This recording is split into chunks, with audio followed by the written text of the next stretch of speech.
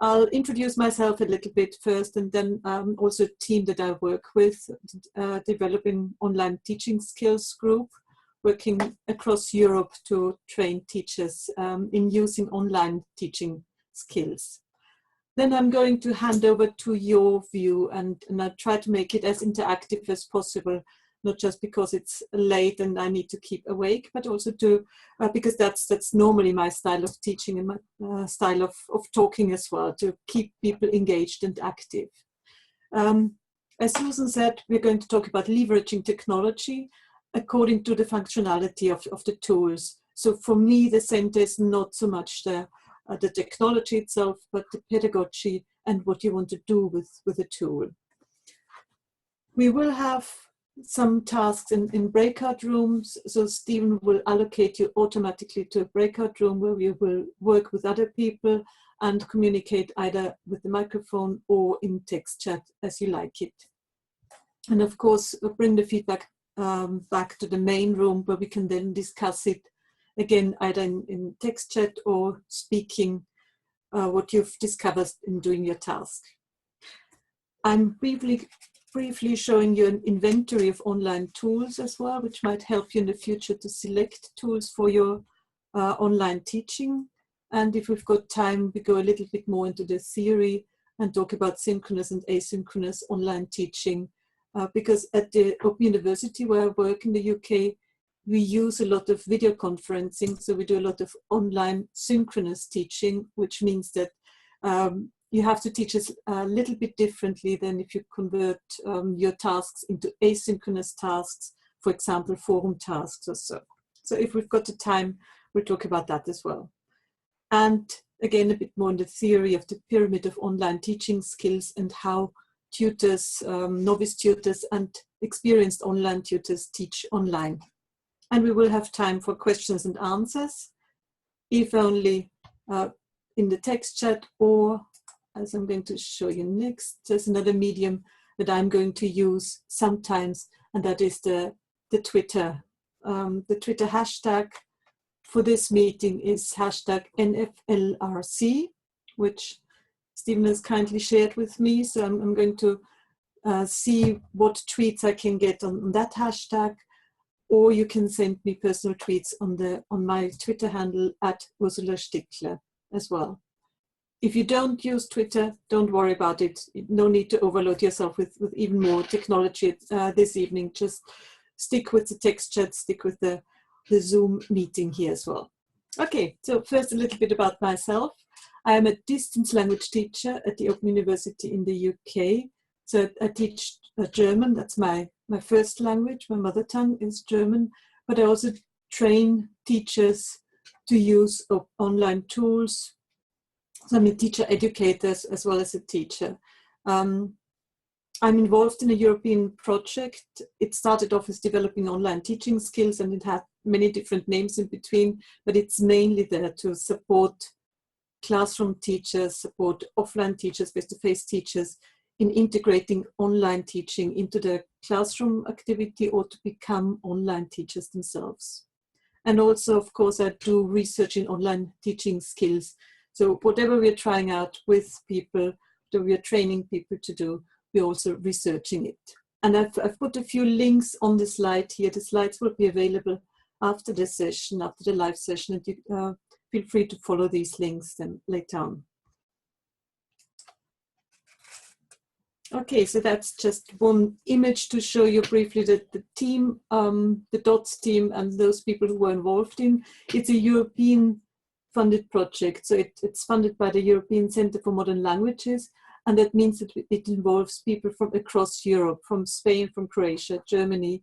And we also have a guest from the US, Aline Germain-Rutherford, who's now back in Canada, but who was our American contact.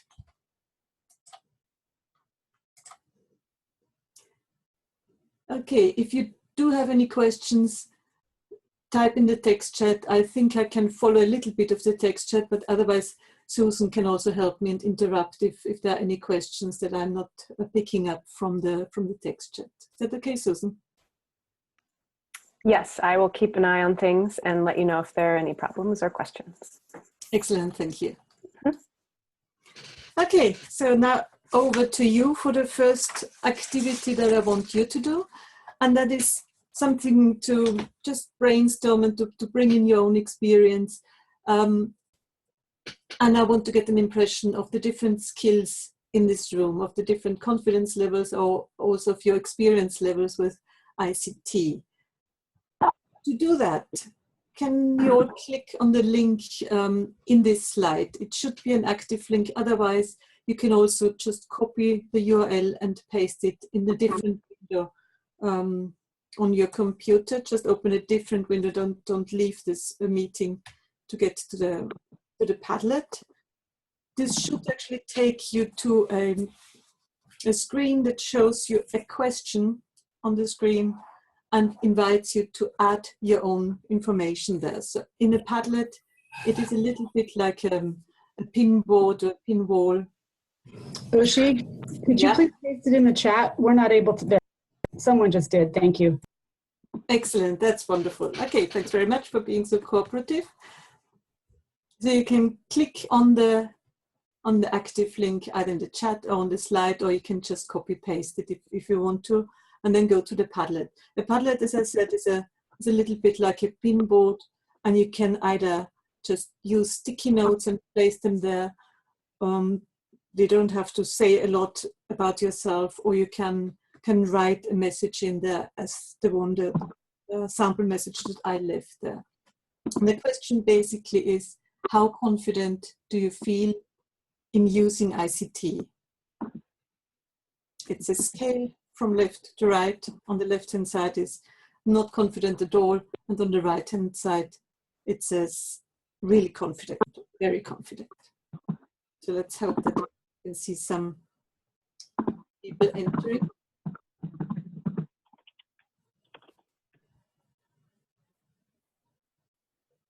You need to add a new sticky note on the Padlet.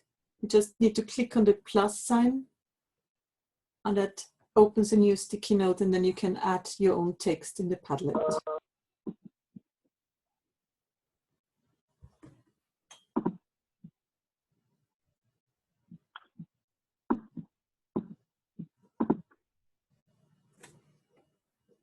Okay, I will give you a minute now, and that gives me time to have a sip of coffee to keep me awake.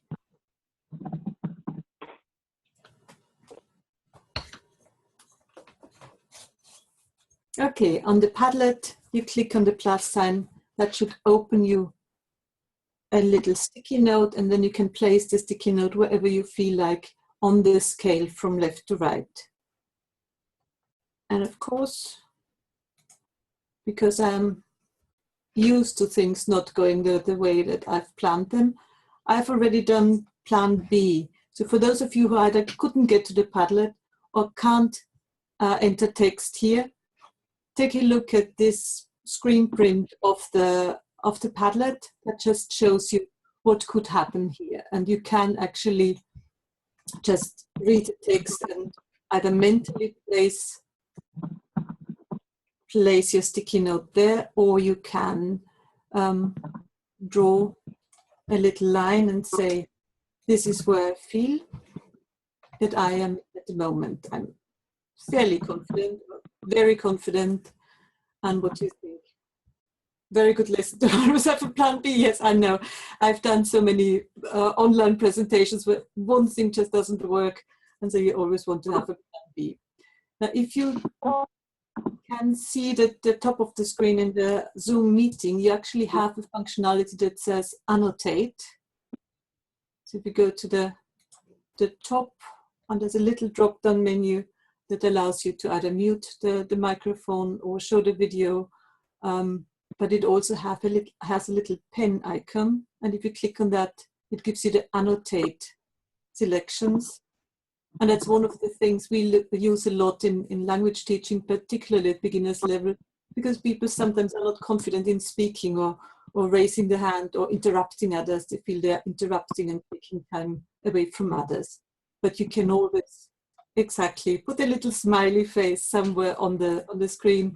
You don't have to expose yourself and show that your accent isn't perfect, for example. But this tool is actually a bit cleverer than some. It also allows you to enter text in a little text box.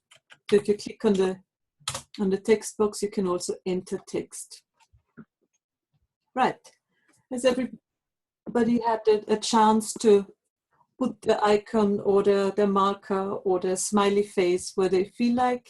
I can see a few pink and purple dots around here. The blue text is mine. So if you look at the screen in the meeting, you can't actually use the plus icon because that isn't active here. That's just a screen print. But you have the plan B, you have the annotate functionality of Zoom meeting, so you can use the text boxes or the scribbles or the colors here. Right. Somebody's not confident at all. I don't believe it. You've made it to a Zoom meeting. That's already quite good technical skill. And that means you are already quite confident in using ICT. You're here already. So somewhere further to the right, please, Leo. Okay. Some people have used Padlet before, some haven't. So well, whatever you feel about using it, it is sort of a different functionality, a different way of interacting with people. And as I said, it has the advantage of not having to use spoken language. Right, guten Tag, thank you.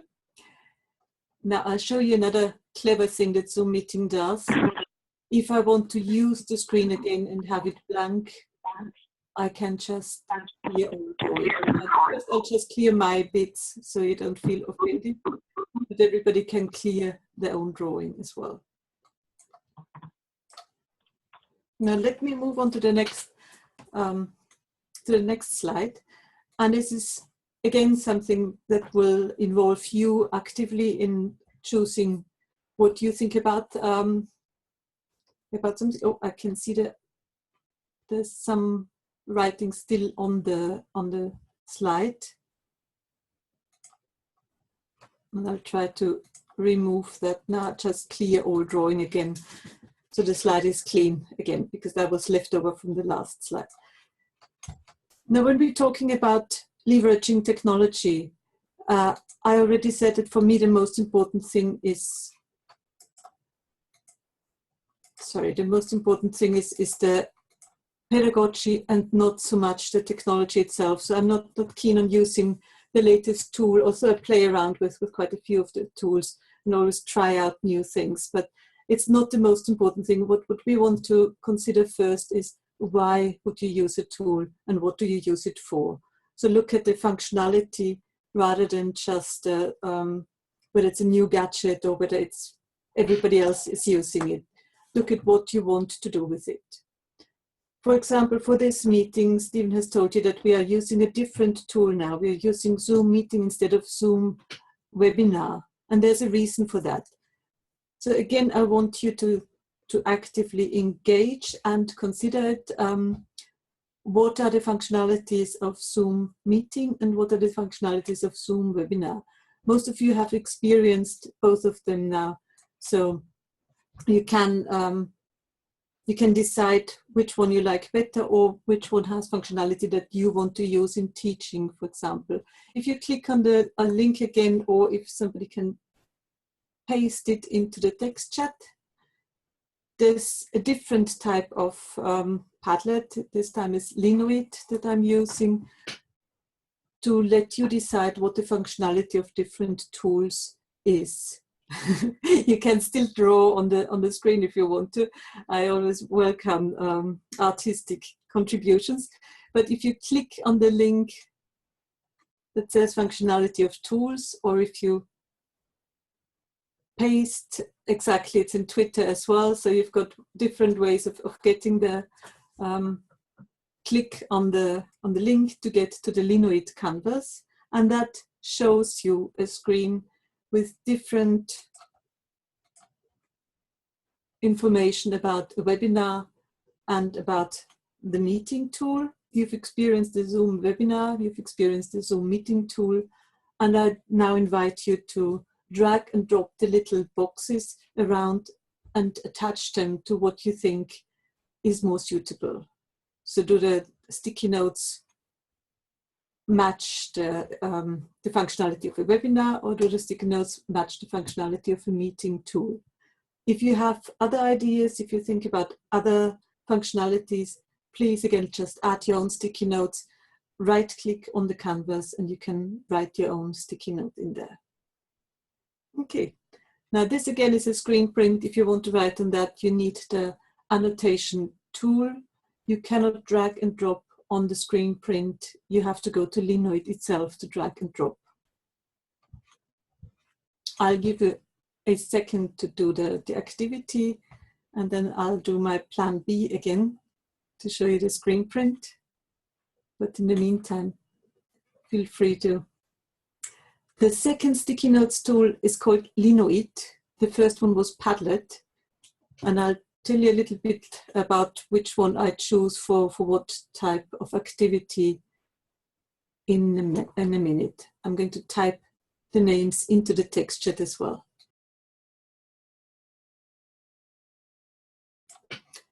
Okay, I can see on my other screen that actually some dragging and dropping has already happened on the Linoid canvas, and it's nice to see that. And you've also added quite a few new notes. I'm sorry, I haven't got time to read all of them now, but I'll have a look later on. So the Linoid canvas is saved on my canvases, and I can have a look later on. And you can also go back to Twitter in a while and take a look what other people have written on there. Now again, this is something I prepared earlier approach. This is what I've actually come up with in the different functionality of tools. So looking at the webinar, and I know the ones you've experienced before might have been different, but the webinar's functionality is mainly for one-way communication. So it allows meetings of really big groups where one person talks and the others don't automatically have either access to the video or access to the microphone. So that the speaker needs to pass over these functionalities to the listener. There's an audience and there's a speaker.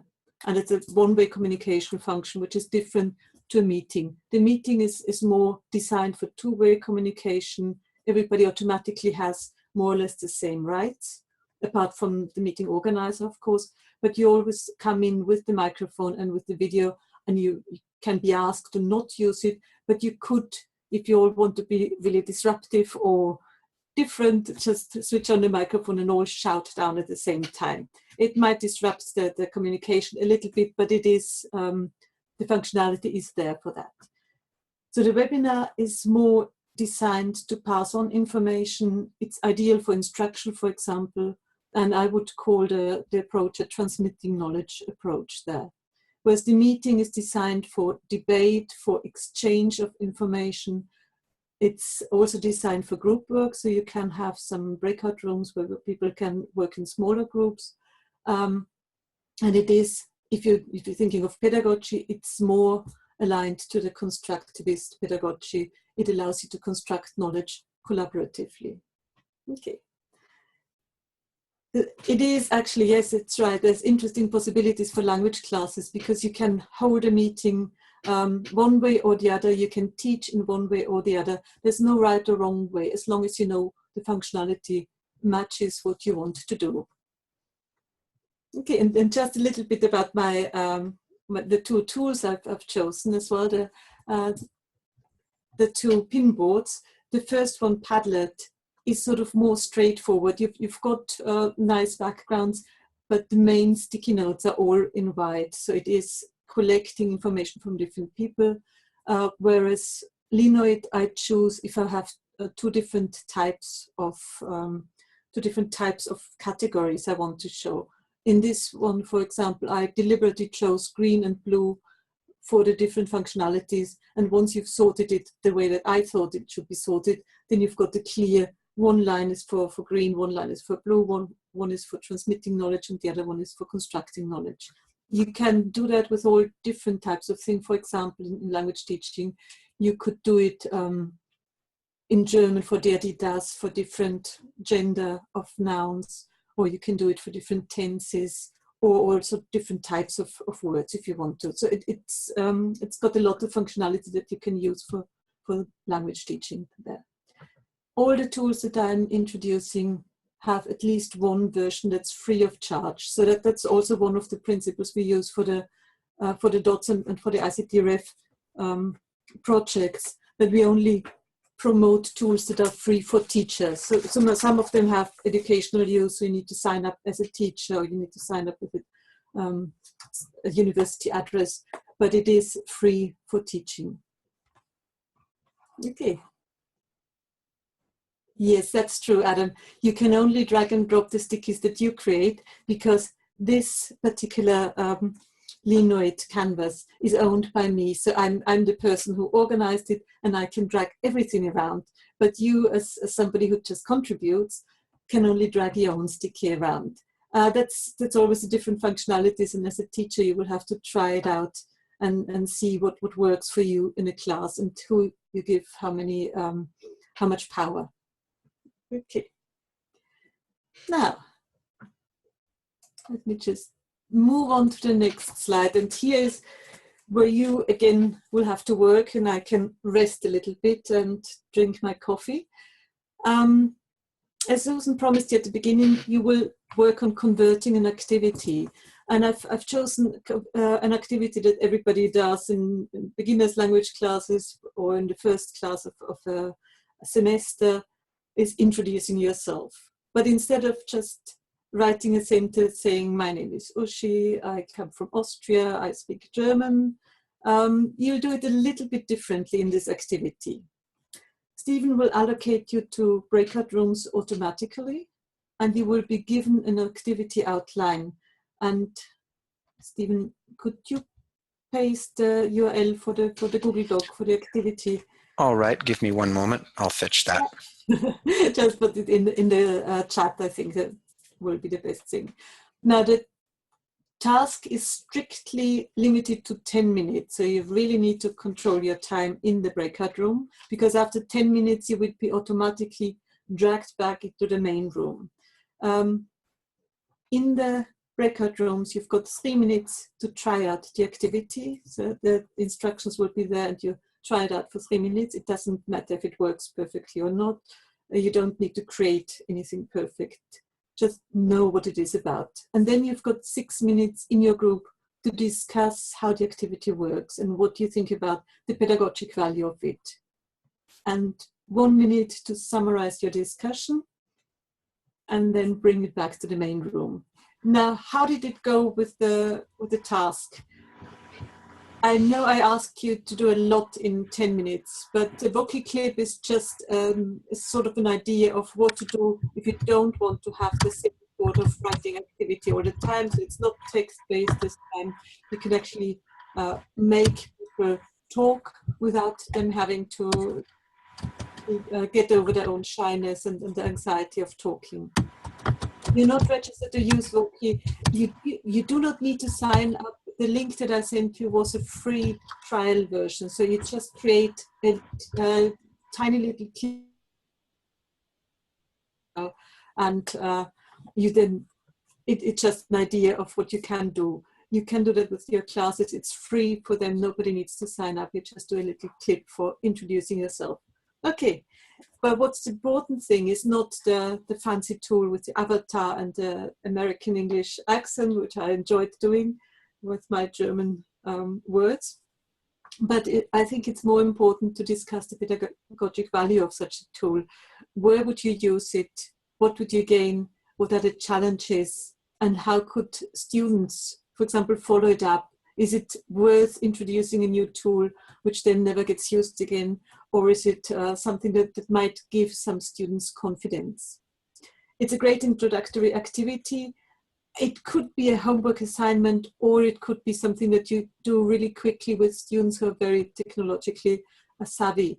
The interaction is mainly between the person sort of writing and designing the activity and then sharing it with others.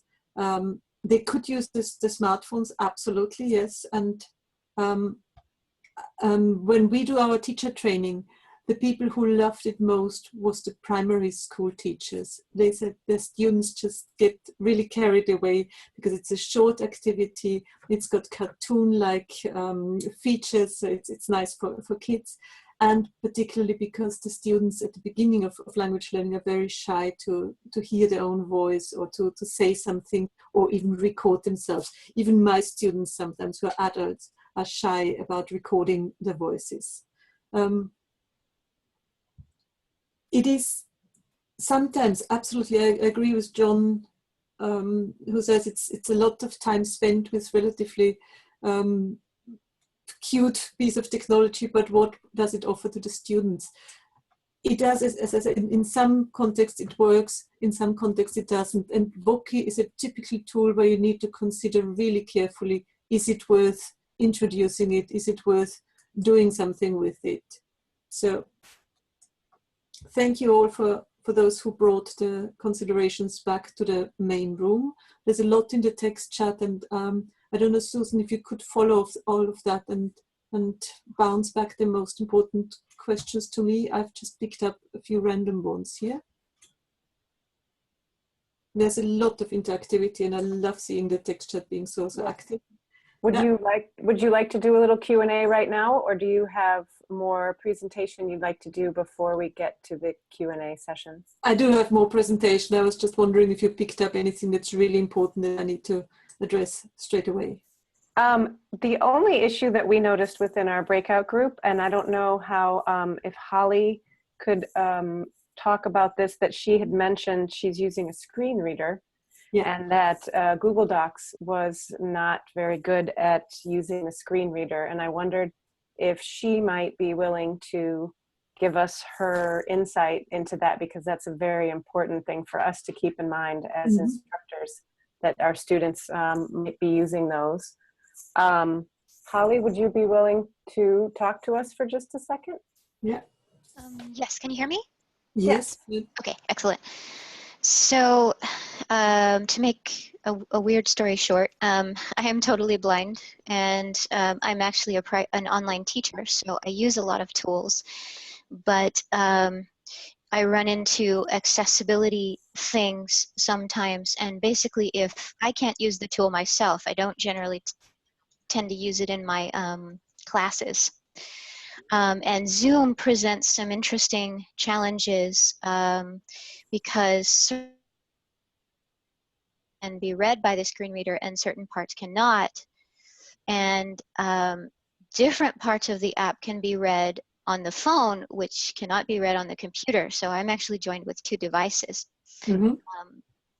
But there are different types of screen reader users. There are partially blind, totally blind like myself, and then people with simply text disabilities. And Google Docs, with certain combinations of screen readers and browsers, does work quite well, but in other cases, not so much. And on devices, on mobile devices, better than on the computer. And the accessibility issues fluctuate. Google has this habit of fixing what isn't broken, and then it breaks accessibility, and then they have to fix that. And so, but if you know, of course, it's not a concern if you don't have any special needs students, but as technology becomes more widely available, this becomes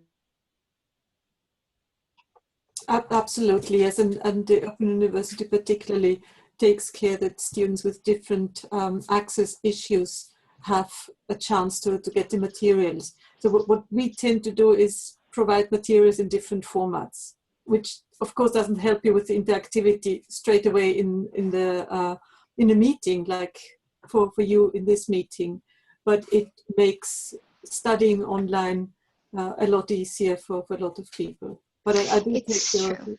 Yeah. I can just add, though, the fact that you're making the, I haven't tried the TED Ed lesson yet to see if it's accessible, but the fact that the materials are available later is a nice gap filler, because I can go back and access what I've missed. But also that leads me on to the next slide here, the inventory of tools. And that is information, actually, Holly, that would be extremely useful for us to add to our inventory of tools, which is basically just a list of tools, of online tools that are, and allows the teachers to select the right tool according to pedagogic criteria rather than just sort of what you think is the latest gadget. But additional information about accessibility would be really useful to just comment on the different tools, whether they work or don't work for people with sight issues or for people who are deaf or partially deaf or so.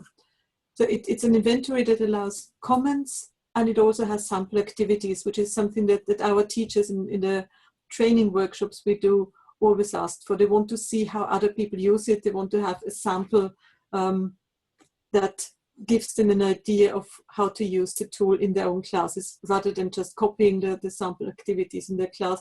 They want to get ideas, brainstorms of how that can be used. Okay, so this is the inventory of tools. I'm not going to take you out into the link now. This is just a screenshot of what it looks like. As I said at the beginning, that's part of the project funded by the European Centre for Modern Languages and their initiative to support technology-enhanced language teaching. It does, let me just go on to the next screen. It does allow you to filter for the tools for what you're looking for. For example, for listening or for speaking. For the in practice, or it could be some writing practice as well, if you want students to use Voki to feedback what they've actually written in a natural native speaker-like voice, so they can pick up on their own errors or send it to somebody else to pick up on the errors. But as I said, Holly, it would be really great additional information to look through some of the tools and see whether they are actually suitable for different types of disabilities as well. Okay, now, as Holly said, this is available in the TED-Ed, so some of the links we don't have time for in this meeting now would be available for you later on to follow up and look what you can do with them. Let me just quickly go on to the next couple of slides that I still have and want to share with you. First of all, again, we'll have to use the text chat for that. Just a quick show of hand or yes, no. Who is using asynchronous teaching? Who in this group is using asynchronous teaching for their teaching? Yep.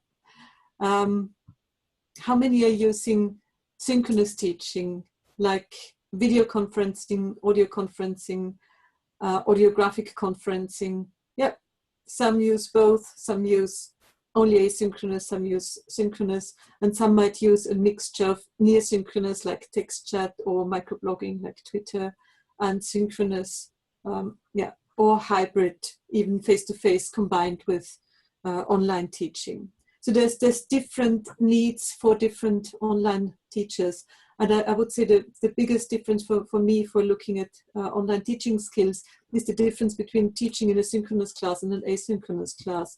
And as I said at the beginning, my specialism is rather in synchronous teaching, so video and audiographic online teaching, and not so much in using forums and VLEs, although I use it routinely for our classes, but my research is more based in the synchronous teaching. So what we're looking at, for example, in our research group is the communication in online spaces, and just to realize how much difference there is between communicating face-to-face in a classroom, for example, or communicating online. You can see, if you follow my video rather than looking on the screen, you can see that I use gesture a lot, and I do that in face-to-face classes all the time. I also do it in audiographic conferencing, so in synchronous teaching where you don't have a video, which isn't much use to the students really, because they can't see me gesturing, they can't see the background or my face expression, but they can hear my voice, they hear the expression of my voice. I just do it naturally, so I can't stop myself doing it, even if it is audiographic conferencing. But that's one thing to keep in mind, is always if you're communicating online, is what kind of information gets across to the other people, to your students, to your learners, and what kind of information is just yours, and you will have to compensate in some way for it. For example, one of the things you automatically do as a face-to-face teacher, if you're in a classroom, you always look around if people are attentive, or if they're looking out the window, if they sort of dream off, if they nod off, you automatically take in all that information. Whereas in an online classroom, I can't see how many of you, for example, are now just reading the news or drinking the coffee or whatever you do, or whether you are attentive and actually looking at the screen and looking at the text chat and so on. So there's this difference in information both ways, in what comes across from me as a teacher to you, but also what comes back. So you need to use tools, for example, emoticons or a text chat, smileys, or just using a different mix of activities to keep that information flow going.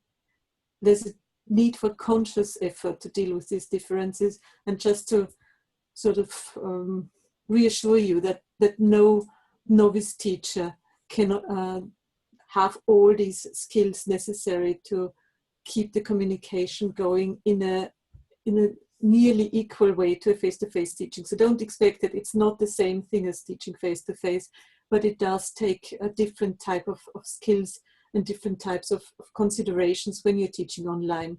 Now, this is the pyramid of online teaching skills that I've talked about at the beginning, that Regine Hampel and I designed in 2005 and updated slightly last year. We started off with a basic ICT competence, but you all made it here, so we have taken that for granted in 2015 and 2016. It's not necessary to talk anymore about clicking somewhere to get online, or using webcam, or using browsers and so on. So that's something that's taken for granted. But what you need to consider if you train teachers to teach online is the specific technical competence. For example, for this tool, so Zoom meeting, I've never used that before. I had to sort of redesign my ideas from using Illuminate or Blackboard Collaborator, whatever else I use, to this type of online meeting. ICT is information and communication technology. Sorry, I'm permanently using shortcuts because the screens are just so small. I can't fit everything I want to say and write on there. So, information, communication, technology, basically computers. But what you need to take into account also is the constraints and possibilities of the medium. And that's something that novice teachers tend to focus on a lot.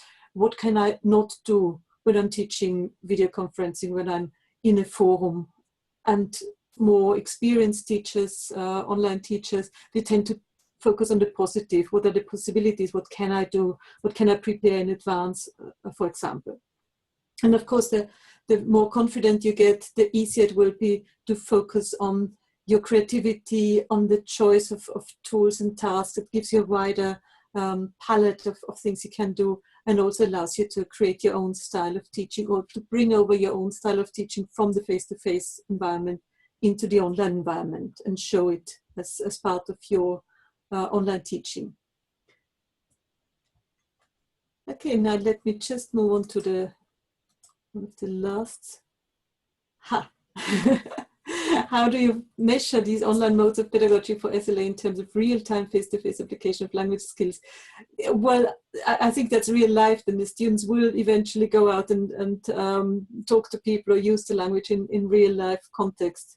And the exams also, they are sort of imitating real life, but it's like all classroom teaching as well. It isn't real life, it's an imitation of real life. And online teaching, online learning has some different functionalities, some different features, but it is part of what we nowadays assume is digital literacy, a digital environment that we all live in.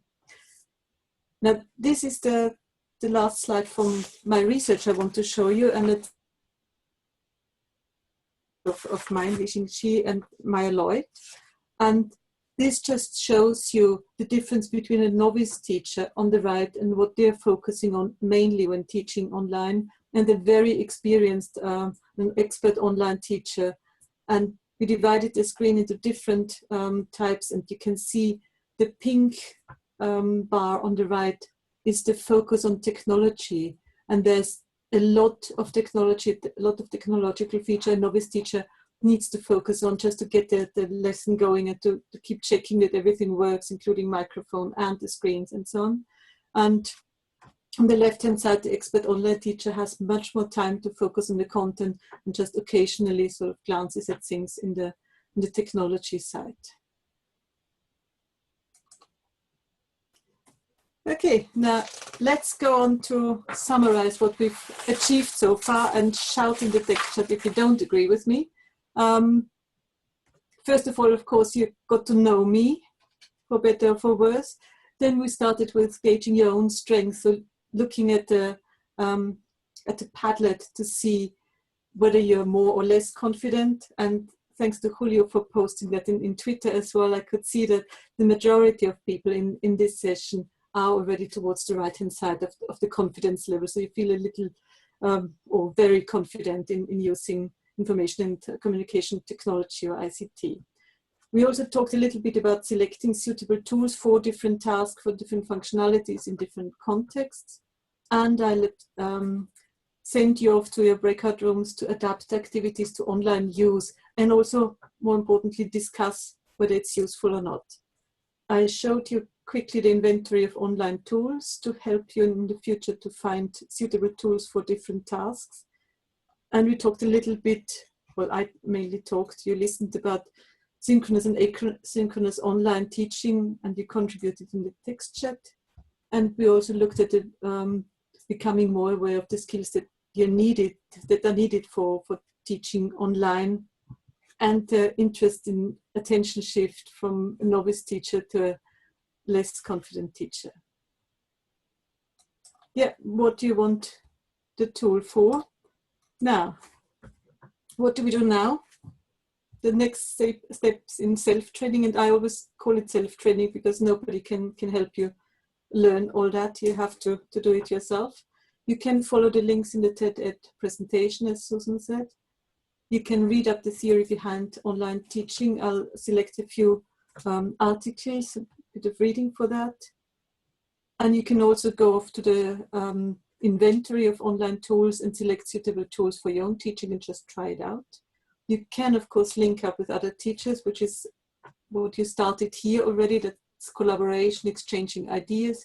And you can continue doing that, for example, by using Twitter with the hashtag NFLRC. So you can exchange with people who have been in this group and who've seen some of the same ideas and information. You can exchange your thoughts. And of course, you can stay online for the next lesson in online language pedagogy.